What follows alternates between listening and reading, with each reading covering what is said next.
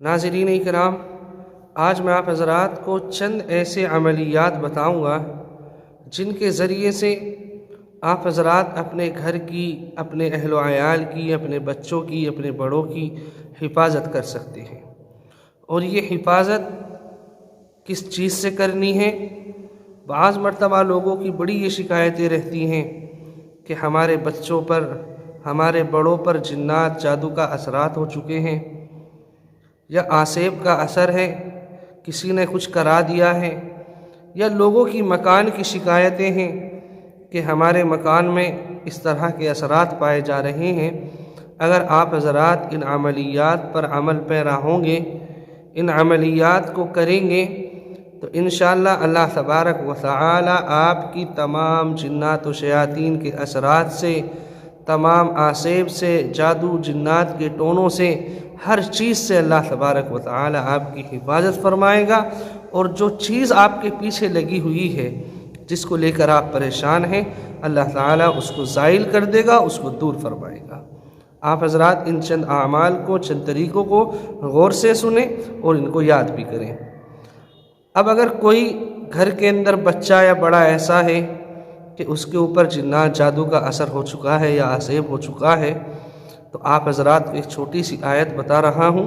اس آیت کو بچے کے یا بڑے کے بائیں کان میں 7 مرتبہ پڑھیں، اللہ تبارک و تعالی اس آسیب سے اس کی حفاظت فرمائے گا۔ اور وہ آیت ہے وَلَقَدْ فَتَنَّا سُلَيْمَانَ وَأَلْقَيْنَا عَلَى كُرْسِيِّهِ جَسَدًا ثُمَّ أَنَابَ۔ اور اگر اس عمل کے ذریعے سے وہ آسیب کا، وہ جنات کا اثر ختم نہیں ہو رہا ہے، تو آپ حضرات ایک دوسرا عمل کریں، اور وہ یہ ہے کہ بچے کے بائیں کان میں ایک مرتبہ پھر اذان کہی جائے۔ اذان کہنے سے انشاءاللہ اللہ تبارک و تعالی آپ کے بچوں کی حفاظت فرمائے گا۔ اور اذان کے ساتھ ساتھ چند صورتیں ہیں، معوذتین ہیں، آیت الکرسی ہیں، سورہ طارق ہے، اور سورہ حشر کا آخری رکوع اور سورہ صافات کا شروع کا رکوع، یہ چند آیات پڑھ کر بچے کے کان میں دم کریں۔ انشاءاللہ اللہ تبارک و تعالی اس آسیب سے، اس اثرات سے اللہ تعالی آپ کو حفاظت فرمائے گا اور اس کو زائل کر دے گا۔ اور بعض مرتبہ ایسا ہوتا ہے کہ انسان کے اوپر جب اس طرح کا عمل، اس طرح کے اثرات ظاہر ہوتے ہیں، تو انسان پریشان ہو کر بے ہوش ہو جاتا ہے، اس کے جسم کی کیفیت بدل جاتی ہے، بے ہوشی طاری ہونے لگتی ہے۔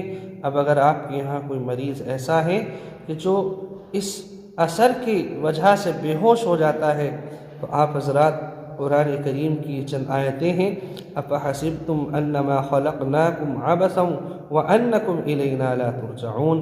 ان آیتوں کو پانی پر دم کریں اور اس پانی کو اس بے ہوش ہوئے ہوئے انسان کے اوپر یا بچے کے اوپر چھڑک دیں، انشاءاللہ اللہ تعالی اس بچے کو، اس بڑے کو ہوش میں لے آئے گا، اور جو کچھ پریشانی ہے اللہ تعالی اس کو بھی دور فرما دے گا۔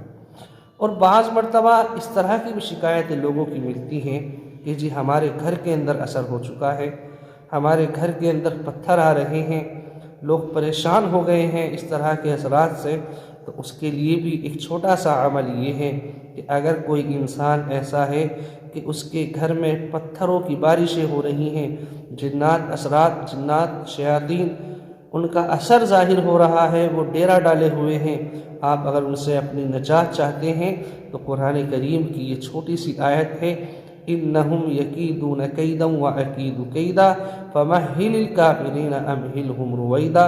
ان آیتوں کو آپ کو 4 کیلوں پر پڑھنا ہے، اور ہر کیل پر 25 مرتبہ پڑھنا ہے، یعنی 25 مرتبہ ایک کیل پر، پھر 25 مرتبہ دوسری کیل پر، پھر تیسری کیل پر، پھر چوتھی کیل پر، یہ اس طرح 25 مرتبہ پڑھنا ہے، اور اپنے مکان کو کلا دینا ہے، یعنی مکان کے چاروں کونوں میں ان کیل کو گاڑ دینا ہے۔